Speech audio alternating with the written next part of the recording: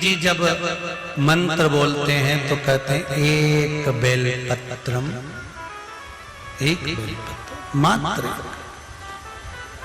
एक चावल का दाना।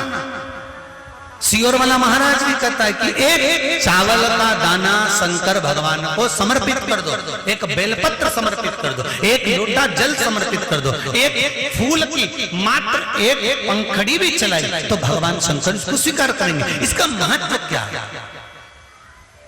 तो लिंग पुराण में लिखा है जब शंकर भगवान पर शिवलिंग पर कोई एक वस्तु भी समर्पित होती है तो वहां शंकर जी का नाम बदल जाता है और शिव जी का नाम लक्षेश्वर महादेव हो जाता है।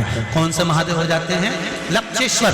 शंकर भगवान को जब एक चावल का दाना, एक वस्तु, एक सामग्री शिव को समर्पित करी जाती है वहां शंकर लक्षेश्वर महादेव हो जाते हैं। लक्षेश्वर का मतलब क्या होता है कि एक बेलपत्र समर्पित करी तो शंकर भगवान ने उस बेलपत्र को 1,00,000 बार स्वीकार कर लिया। एक चावल के दाने को 1,00,000 बार स्वीकार कर लिया। शंकर भगवान लक्षेश्वर महादेव बन गए। लाखों की संख्या में शंकर भगवान के स्वरूप वहां पर प्रकट कर गए।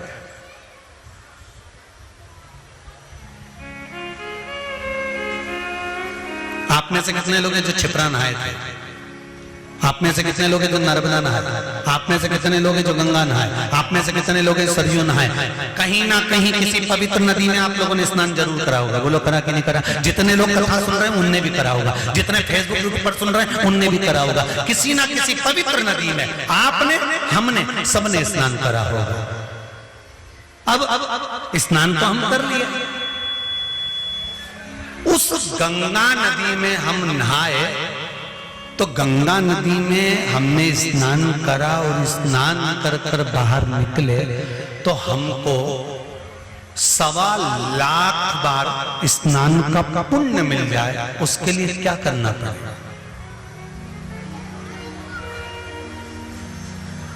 एक डुबकी लगाए हो महाराज और कह रहे हो कि 1,25,00,000 डुबकी का फल चाहिए, तो क्या करोगे?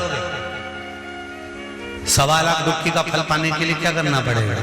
केवल एक काम, जिस पवित्र नदी का स्नान कर रहे हो उस पवित्र नदी की बालू का, बालू मतलब रेत का, बालू का शिवलिंग का निर्माण करना, उसका पूजन करना, पूजन कर कर जो बत्ती जोड़कर 108 बत्ती बनाई है, पूजन कर कर एक दिए में वो बत्ती उस जो बालू का शिवलिंग बनाया है, पार्थिव शिवलिंग का निर्माण करा है, जो तुमने किसी गंगा, सरयू, नर्मदा, क्षिप्रा, मंदाकिनी, नर्मदा आदि पवित्र नदियों के तट पर स्नान करते समय तुमने जो शिवलिंग बनाकर पूजन करा है उसके सामने वो बाती को जला देना, उसी से आरती उतार लेना, वो बाती वहां लगाकर छोड़ देना और छोड़ने के बाद उस शिवलिंग का फिर विसर्जन कर देना।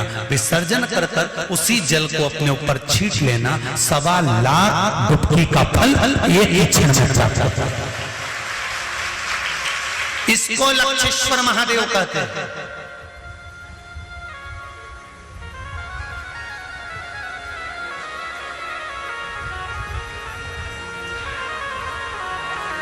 इसको लक्षेश्वर महादेव कहते हैं।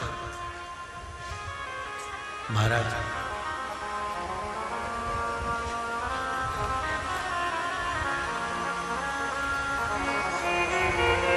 कितना फल है?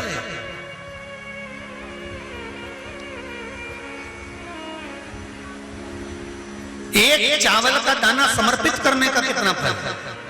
एक बेलपत्र समर्पित करने का कितना फल है? एक पुष्प की एक पंखड़ी समर्पित करने का कितना फल है?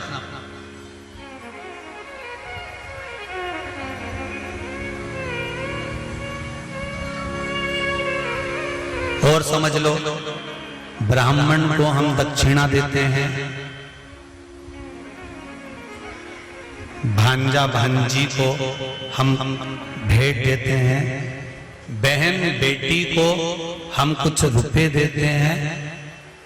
जिस लिफाफे में रुपए को रख कर दिया जाता है उसमें एक का सिक्का पहले से लगा होता है। बोलो सही है कि गलत है? क्यों? समता में नहीं बढ़ा कर दिया गया, बहुत अधिक कर दिया गया। हमने अगर अधिक कर दिया है तो उसका फल भी हमको अधिकता में प्राप्त हो।